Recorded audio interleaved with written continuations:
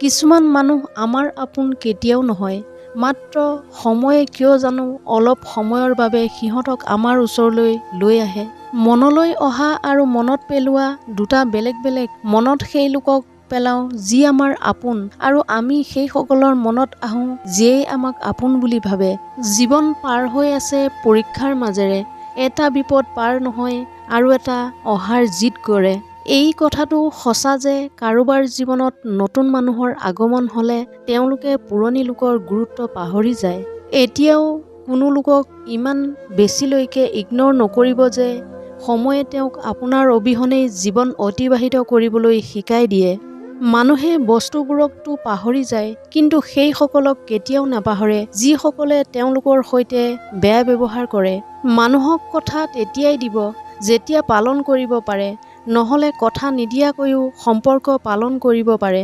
যেতিয়া কোনোবা দূৰলৈ যায় তেতিয়াও ইমান দুখ নালাগে যিমান দুখ আপোন লোকে লাহে লাহে আঁতৰি যাব ধৰিলে লাগে। সম্বন্ধ অন্তৰৰ পৰা বনাব লাগে, শব্দৰেতো অচিনাকিজনেও আপোন বনাবলৈ তৈয়াৰ হয়। সঁচা প্ৰেম প্ৰায়ে সেইসকলৰ সৈতে হয় যি ভাগ্যত নাথাকে।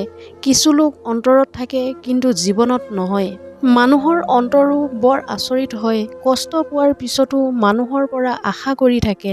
যেতিয়া সৰু আছিলোঁ তেতিয়া ভাবোঁ আমি কেতিয়া ডাঙৰ হ'ম, আৰু এতিয়া যেতিয়া ডাঙৰ হ'লোঁ তেতিয়া অনুভৱ হয় যে সৰু হৈ থকা হ'লেই ভাল আছিল।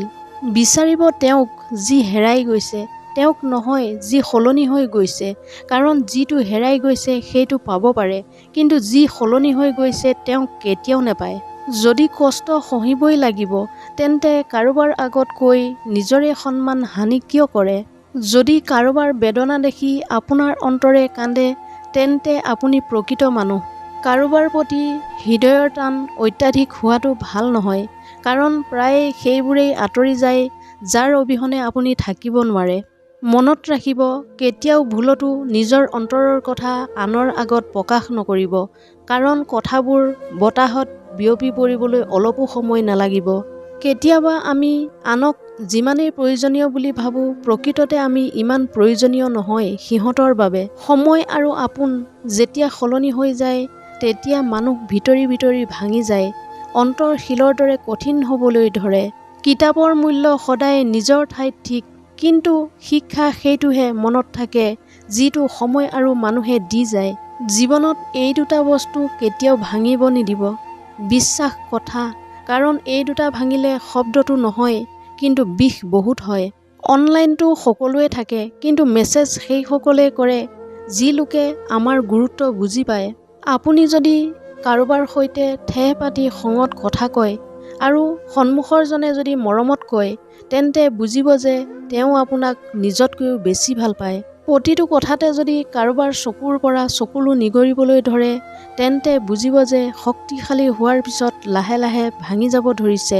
গোটেই জীৱন লগত থাকিম বুলি কোৱা মানুহ প্ৰায় দুখোজো একেলগে আগুৱাব নোৱাৰি। কিছুমানৰ বাবে আমি ইমান প্ৰয়োজনীয়ও নহয় যিমান আমি ভাবি লওঁ। জীৱনৰ এইটো এটাও সত্য যে ভুল যাৰেই নহওক কিয় চকুলো কিন্তু সদায় নিৰ্দোষীৰহে ওলায়। কেতিয়াবা আমি মনটোক বুজাই লোৱা ভাল, প্ৰতিটো জিদে আমাক সুখ নিদিয়ে। যদি আপুনি খঙৰ এটা ক্ষণত ধৈৰ্য ধৰে তেন্তে দুখৰ 100 দিনৰ পৰা বাচি যাব। ডাঙৰ ভাবক, সোনকালে ভাবক, আগলৈ ভাবক। চিন্তাধাৰাৰ ওপৰত কাৰো অধিকাৰ নাথাকে, একো কামেই অসম্ভৱ নহয়। এনেধৰণৰ মটিভেশ্যনেল ভিডিঅ' পাই থাকিবলৈ মোৰ চেনেলটো ছাবস্ক্ৰাইব কৰি ৰাখিবলৈ নাপাহৰিব। পুনৰ অন্য এটা ভিডিঅ'ৰ সৈতে লগ পোৱাৰ প্ৰতিশ্ৰুতিৰে আজিৰ এই খণ্ডটোৰ পৰা বিদায় লৈছোঁ। ধন্যবাদ।